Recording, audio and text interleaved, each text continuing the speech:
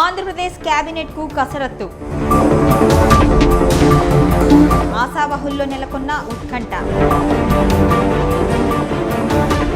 మంత్రి పదవి ఎవరిని వరిస్తుంది? కేబినెట్ ఏర్పాటు ఎలా ఉండబోతోంది? చంద్రబాబు మంత్రివర్గంలో లోకేష్ ఉన్నాడా? పవన్ కళ్యాణ్ ఏ పదవి ఆశిస్తున్నాడు? టీడీపీ అధినేత నారా చంద్రబాబు నాయుడు ఈ నెల 12వ తేదీన ముఖ్యమంత్రిగా ప్రమాణ స్వీకారం చేయబోతున్నారు. 25 మందితో కలిసి కేబినెట్ను ఏర్పాటు చేయనున్నారు. అందులో కాపులు, బీసీలకు ఉప ముఖ్యమంత్రిగా బాధ్యతలు కేటాయిస్తారని తెలుస్తోంది. వివిధ సామాజిక వర్గాలు, ప్రాంతాలను సమన్వయం చేస్తూ జనసేనకు 3, బీజేపీకి 2 మంత్రి పదవులు ఇవ్వవచ్చు అని పార్టీ వర్గాల సమాచారం. లోకేష్, పవన్ కళ్యాణ్ మంత్రులుగా కేబినెట్లో ఉంటారా లేదా అనే దానిపై ఇంకా క్లారిటీ రాలేదు. లోకేష్ పార్టీ వ్యవహారాలకే పరిమితం అవుతారు అని, పవన్ రాజ్యసభ ద్వారా కేంద్ర కేబినెట్లోకి వెళతారు అని ప్రచారం జరుగుతోంది. దీనిపై ఆ ఇద్దరు నేతలు ఇంకా స్పష్టత ఇవ్వలేదు. చంద్రబాబు టీంలో మంత్రులుగా అచ్చెన్నాయుడు, అయ్యన్న పాత్రుడు, బుచ్చయ్య చౌదరికి అవకాశం దక్కవచ్చు అని తెలుస్తోంది.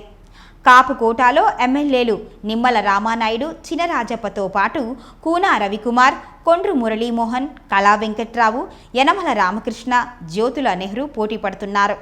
ఇంకా జాబితాలో రఘురామకృష్ణంరాజు, పార్థసారథి, కొల్లు రవీంద్ర, బోండా ఉమ కూడా ఉన్నారు.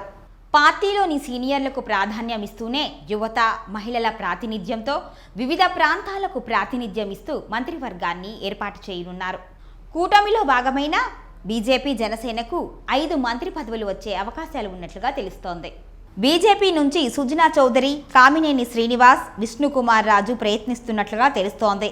జనసేన నుండి నాదెండ్ల మనోహర్, కొనతాల రామకృష్ణ, బొలిశెట్టికి అవకాశం దక్కవచ్చు.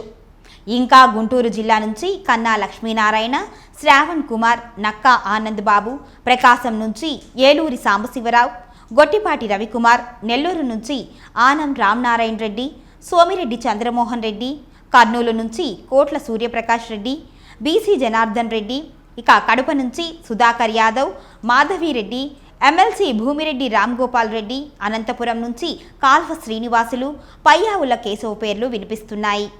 రాయలసీమలో ముస్లిం ప్రభావం ఎక్కువగా ఉన్న ప్రాంతాల్లో పార్టీ విజయానికి కృషి చేసిన ఫరూక్ పేరును కూడా పరిశీలిస్తున్నట్లుగా తెలుస్తోంది.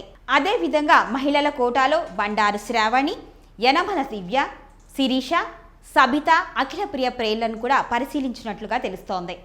ఇక నారా లోకేష్, పవన్ కళ్యాణ్ మంత్రివర్గంలో ఉంటారా లేదా అనేది స్పష్టత లేదు.